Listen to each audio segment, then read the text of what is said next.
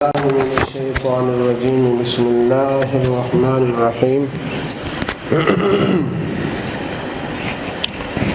ويستنبئونك أحق هو قل إي وربي إنه لحق إلى آخره صدق الله مولانا العظيم الصلاة والسلام عليك سيدي يا رسول الله وعلى آلك وأصحابك سيدي يا حبيب الله الصلاة والسلام عليك سيدي يا نبي الله وعلى آلك وأصحابك سيدي يا محمد رسول الله صلى الله عليه وسلم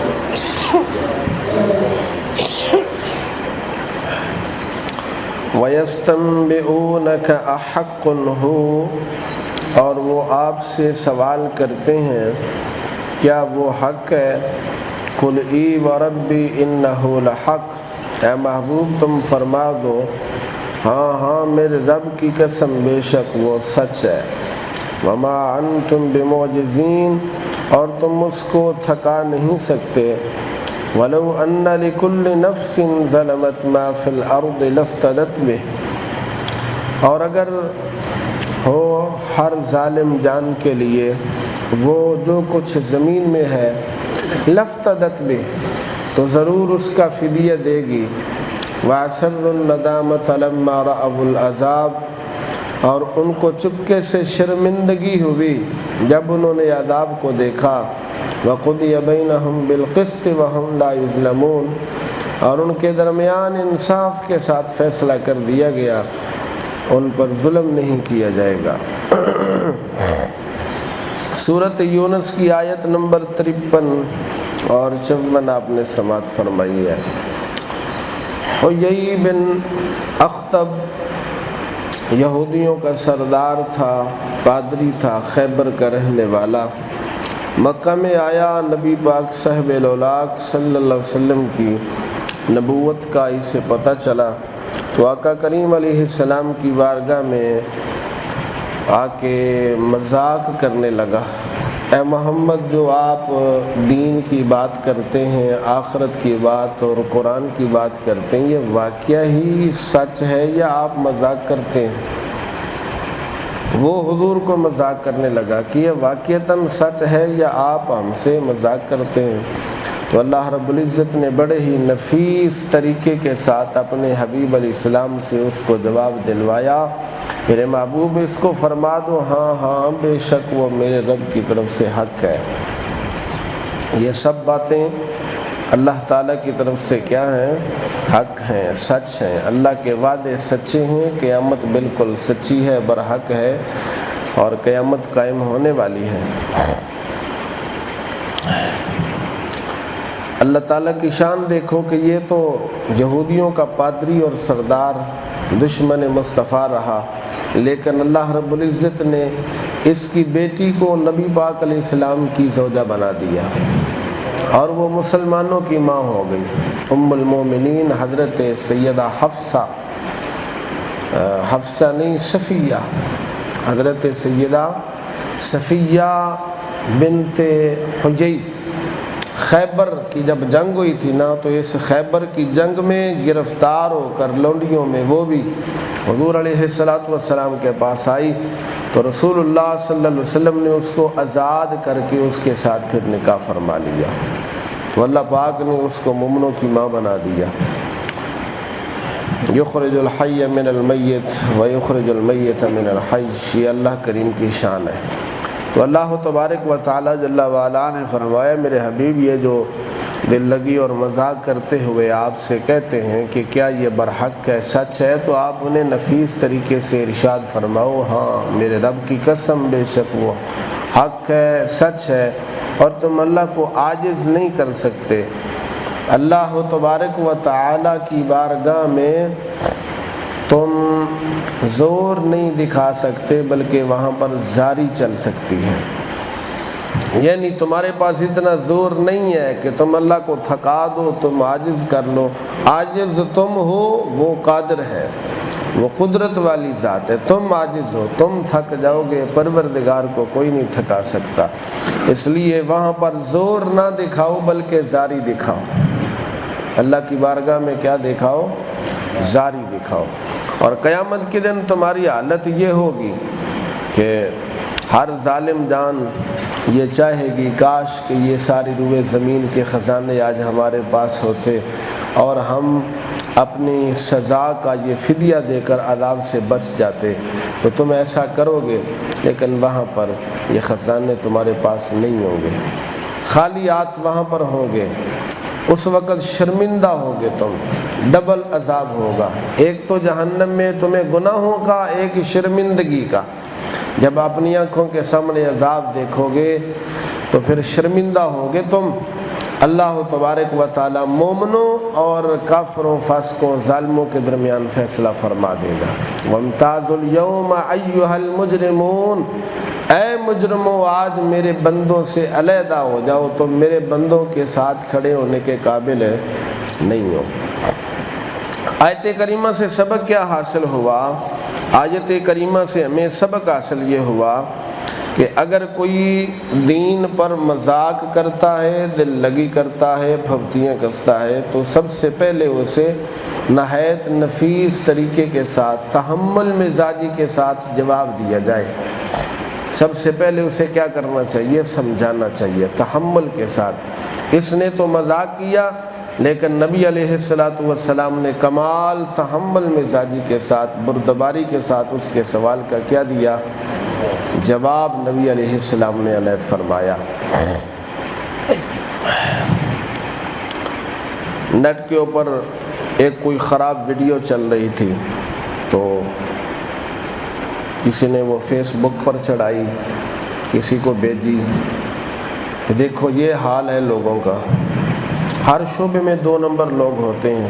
تو نیچے جواب میں کمنٹس اس نے دیتے ہوئے کہا کہ اگر ممبر و محراب پر قصے کہانیاں بیان کی جائیں تو پھر ایسے ہی ہوگا، یعنی اشارہ اس نے میری طرف کیا تھا، کیونکہ وہ میرے ساتھ اس طرح کے اس کے معاملات چلتے رہتے ہیں۔ وہ حضرت شاہ صاحب اسماعیل کی جو کرامت بیان کی تھی اس کی طرف اشارہ کرتے ہوئے کہ اگر ممبر و محراب پر قصے کہانیاں بیان کی جائیں تو پھر ایسے ہی ہوگا۔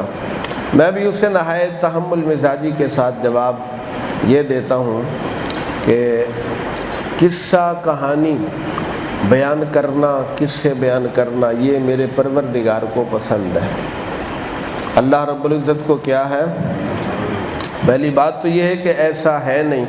الحمدللہ میں تو قرآن و احادیث کا ذخیرہ ہی پیش کرتا ہوں، اور اگر کوئی حکمت کے اوپر قصہ ہے، کوئی حکمت کے اوپر کسی بزرگ کی اس طرح کی کہانی ہے تو وہ ضرور بیان کرنی چاہیے، اس لیے کہ اللہ رب العزت خود فرماتا ہے لَقَدْ كَانَ فِي قَصَصِهِمْ عِبْرَةٌ لِأُولِي الْأَلْبَابِ۔ یہ میرا کلام نہیں ہے، اللہ کا کلام ہے۔ اللہ فرماتا ہے بے شک قصے میں ہم نے نصیحتیں رکھی ہیں۔ قصے میں ہم نے کیا رکھی ہیں؟ نصیحتیں رکھی ہیں۔ اللہ خود جب بیان فرماتا ہے قصے تو ہمیں کیوں نہیں بیان کرنے چاہیے؟ دلیل نمبر 2، اللہ فرماتا ہے سورۃ یوسف کے شروع کے اندر نحن نقص علیک احسن القصص، نحن نقص علیک احسن القصص۔ یہ قرآن مجید ہے، سورۃ یوسف کی آیت نمبر غالباً 3 ہے۔ اللہ فرماتا ہے میرے حبیب ہم آپ پر حضرت یوسف کا قصہ بڑے آسان طریقے سے بیان کرتے ہیں۔ حضرت یوسف کا قصہ بڑے احسن طریقے سے، خوبصورت طریقے سے بیان کرتے ہیں۔ اللہ پاک نے قصہ پھر بیان کیا ان کا کہ نہیں کیا؟ 15واں پارہ کھولیے، سورۃ کہف، اللہ تعالیٰ فرماتا نحن نقص علیک نبأہم بالحق، اے حبیب ہم آپ کو ان کا قصہ سچ سچ بیان کرتے ہیں، ان کا قصہ سچ سچ بیان کرتے ہیں۔ اس قصے سے مراد وہ اصحاب کہف، وہ غار والے ساتھی، ان غار والوں کا اللہ تبارک و تعالیٰ نے پھر تفصیل سے بیان فرمایا ہے۔ اللہ اکبر، چلے انسان، قرآن مجید فرقان حمید ہے ہی قصوں پر مشتمل۔ کاش کہ تو نے قرآن سمجھا بھی ہوتا، جو احکام کے متعلق آیتیں ہیں وہ صرف 500 ہیں، 500 کے لگ بھگ ہیں، جن میں اللہ پاک نے کیا بیان کیے ہیں؟ احکام بیان کیے ہیں۔ باقی یہ سارے 30 پارے یہ قصے کے اوپر مشتمل ہے، واعظ ہے، نصیحت ہے، گزشتہ انبیاء کرام کے اور ان کی قوموں کے کیا اللہ پاک نے بیان کیے ہیں؟ قصے بیان کیے ہیں۔ قصے میں نصیحت ہوتی ہے، عبرت ہوتی ہے، تو ولہذا ہاں صحیح طریقے سے بیان کرنا چاہیے، اور جو اس قصے کے اندر سبق ہے اس سبق کو حاصل کرنا چاہیے۔ اللہ تبارک و تعالی ہدایت عطا فرمائے، حق کا راستہ نصیب فرمائے۔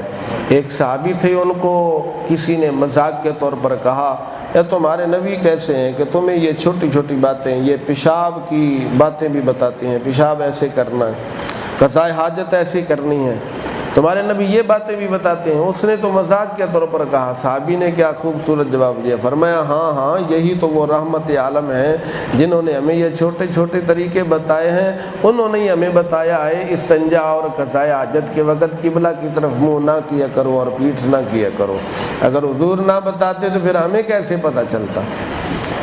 اس لیے اگر کوئی مذاق کرے تو سب سے پہلے قرآن مجید فرقان حمید ہمیں یہ سبق دیتا ہے کہ اس کو نہایت تحمل کے ساتھ سمجھانا چاہیے، نہ سمجھے تو پھر دوسرا راستہ ہے۔ الا ان للہ ما فی السماوات والارض، ہاں بے شک اللہ کے لیے ہے جو کچھ آسمانوں میں ہے اور جو کچھ زمینوں میں ہے۔ الا ان وعد اللہ حق، ہاں بے شک اللہ کے وعدے سچے ہیں۔ ولیکن اکثرہم لا یعلمون، لیکن اکثر لوگ اسے نہیں جانتے۔ هو یحیی و یمیت و الیہ ترجعون، وہی زندگی عطا کرتا ہے، وہی موت دیتا ہے، اور اسی کی طرف لوٹائے جاؤ گے، اللہ ہی کی طرف لوٹائے۔ زیادہ تفصیل میں نہیں جانا چاہتا۔ اللہ رب العزت فرماتا ہے بے شک اللہ کے لیے، للہ، الا ان للہ ما فی السماوات والارض، ہاں بے شک اللہ کے لیے ہے جو کچھ آسمانوں اور زمینوں میں ہے۔ اور ایک بچے کو میں نے مسئلہ بتایا تو اس نے کسی سے جا کر بولا، تو اس نے کہا یہ ایسے نہیں ایسے ہے، تو بچہ آگے سے کہتا کیا تو نے گرامر پڑھی ہے، تو نے صرف و نحو پڑھی ہے؟ کہتا وہ صرف و نحو کیا ہوتی ہے، وہ صرف و نحو کیا ہوتی ہے؟ تو میں نے چلے تمہیں اتنا ہی جب نہیں پتا تو پھر قرآن میں بحث کیوں کرتا ہے؟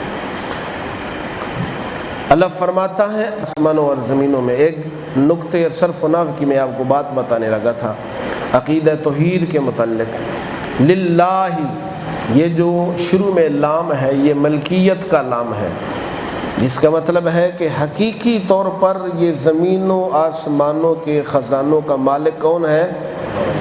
ہاں، یہ اسلامی عقیدہ ہے کہ جب اللہ کی طرف نسبت کریں تو وہاں پر حقیقی نسبت مراد ہوتی ہے، حقیقی ملکیت، اور جب انبیاء کی طرف یا اولیاء کرام جو اپنے کمالات دکھاتے ہیں یا ان کی طرف ہم جب کہتے ہیں کہ وہ مالک ہیں، تو اس کا مطلب یہ نہیں ہوتا کہ وہ حقیقی طور پر مالک ہیں یا پیدا کرنے والے ہیں، اس کا مطلب ہوتا ہے مجازی طور پر۔ اس کا کیا مطلب ہے؟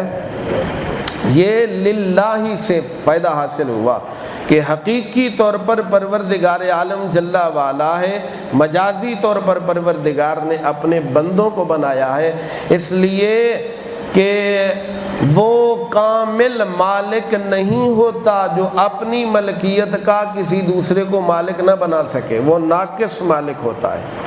کامل مالک وہ ہوتا ہے جو اپنی ملکیت کا دوسرے کو بھی مالک بنا سکے، جو صرف خود مالک ہو دوسرے کو ملکیت نہ دے سکے وہ ناقص ہوتا ہے، وہ کامل نہیں ہوتا۔ قل اللہم، اس کی دلیل اگر مزید دیکھنی ہو تو تیسرا پارہ پڑھیے سورۃ آل عمران۔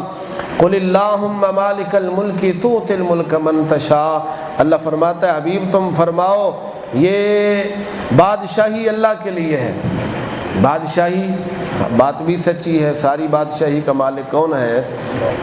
لیکن تؤتی الملک من تشاء، ملکیت تو اللہ کی ہے بادشاہی کی، لیکن جس کو چاہتا ہے مالک بنا دیتا ہے۔ تؤتی الملک من تشاء، جسے چاہتا ہے بادشاہی عطا، تو بات صحیح ہوگی نا کہ حقیقی طور پر وہ ہے اور جسے چاہتا ہے وہ بادشاہی عطا کرتا ہے۔